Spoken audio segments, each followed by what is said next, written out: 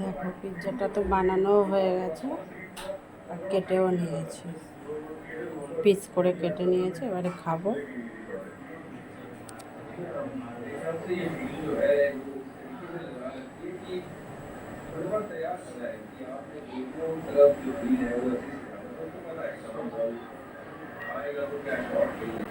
দেখো এইভাবে বাড়িতে পিৎজা বানিয়ে খেলে সবাই খেতে পারবে, ভালো লাগবে, খুব টেস্টি হয়। তো চলো দেখো কীভাবে পিৎজাটা বানাচ্ছি। আর লাইক কমেন্ট শেয়ার করে দিও, ইউটিউব চ্যানেলটা থেকে সাবস্ক্রাইবও করে দিও।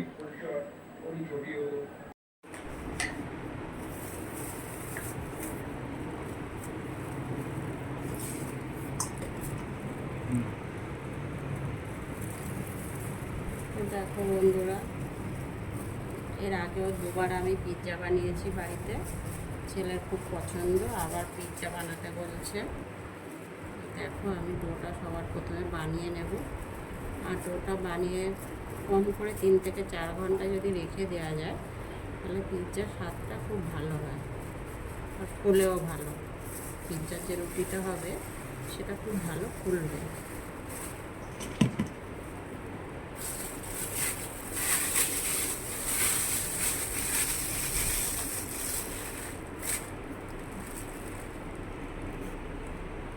দেখো আমি এখানে 600-700 গ্রামের মতো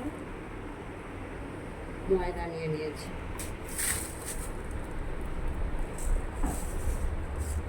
চিনি নিয়েছি,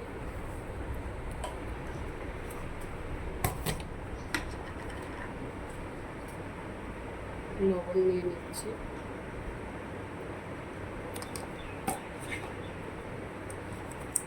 আর যেটা নেব সেটা হচ্ছে agar agar powder. Agar agar পাউডারটা আমি 4 চামচে প্রায় 2 চামচের মতো নিয়ে নেব। এটাকে আমি ভালো করে মাখিয়ে নিয়ে মিশিয়ে নিতে হবে, ভালো করে মিশিয়ে তারপরে ডোটা বানিয়ে রেখে দেবো। আর এটা আমরা রাতে খাবো, কিন্তু আমি এটা সকাল 10:30-11টার সময় ডোটা বানিয়ে রাখছি। যত বেশি এটাকে আমি মাখিয়ে রেখে রেস্টে দেব তত আমার রুটিটা কিন্তু ভালো হবে, পিৎজার রুটিটা। দেখো হয়ে গেছে।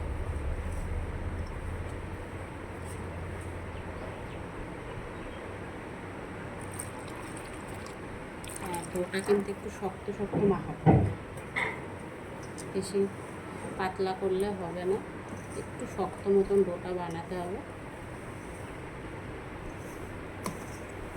দেখো দেখো এরকম শক্ত করে ডোটা মাখিয়েছি,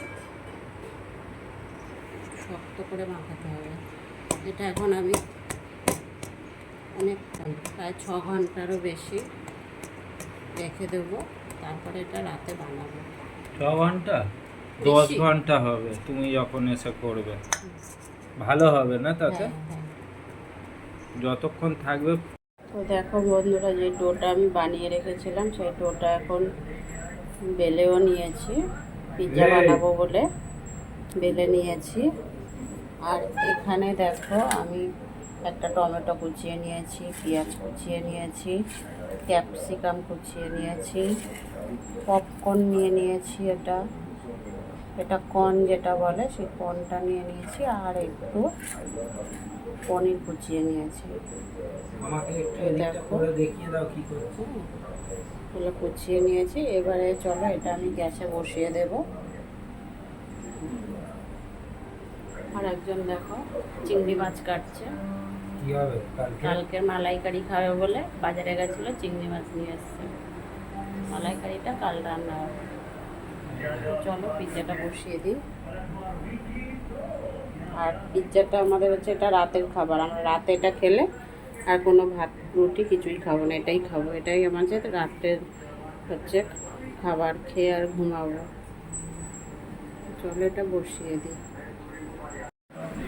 রুটিটার মধ্যে, পিৎজার রুটিটার মধ্যে আমি কাঁটা চামচ দিয়ে এটাই করে নিয়েছি, তাহলে এটা সুবিধা হবে।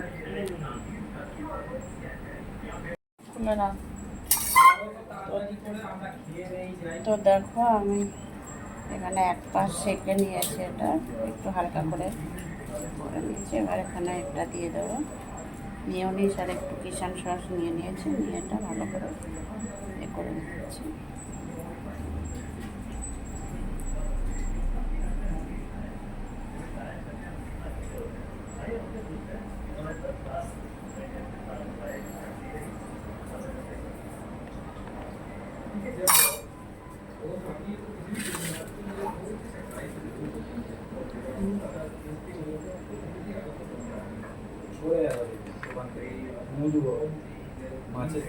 এখন যাবে কি করে?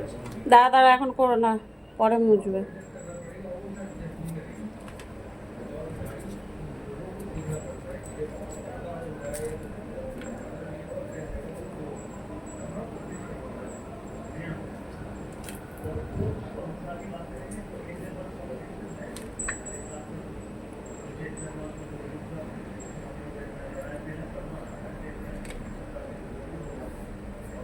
ভিডিও করছো? হুম।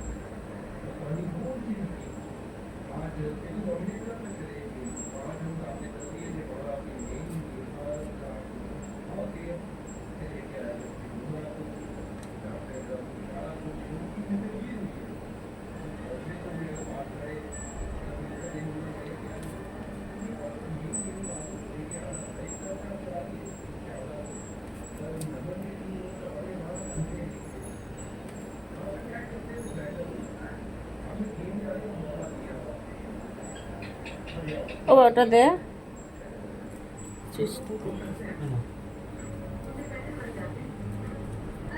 এটা কাটতে হবে তো, ধর থেকে এটা ধর, ধর না, এটা ধর কোনটা, এটা ধর, দাঁড়িয়ে এরম ভাবে ধর।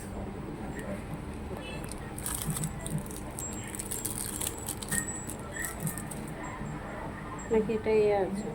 না, একটাই থাকে। একটা কাটতে হবে তো, চাপ করে তো।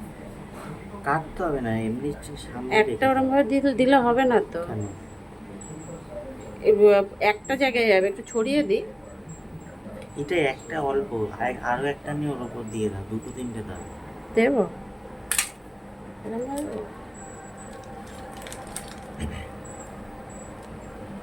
কোন দিকটা দেখতে আছিস?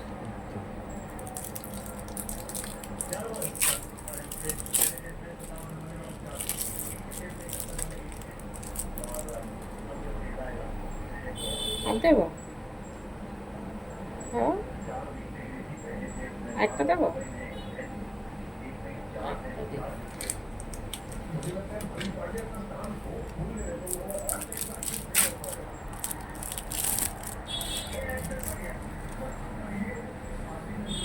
দেবো তো?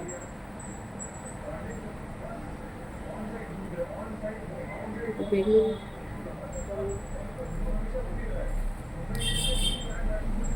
সবার শেষে একটু গোলমরিচ দিচ্ছি।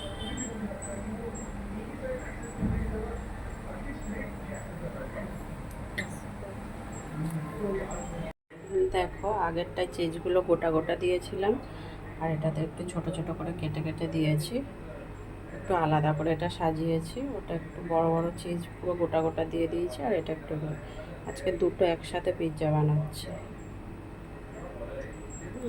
পুরো সাজানোটা দেখানো হলো না, সাজানো সেম সাজিয়েছি, তবে চিজটা একটু আলাদাভাবে দিয়েছি। দেখা যাক কোনটা কেমন হয় দেখতে।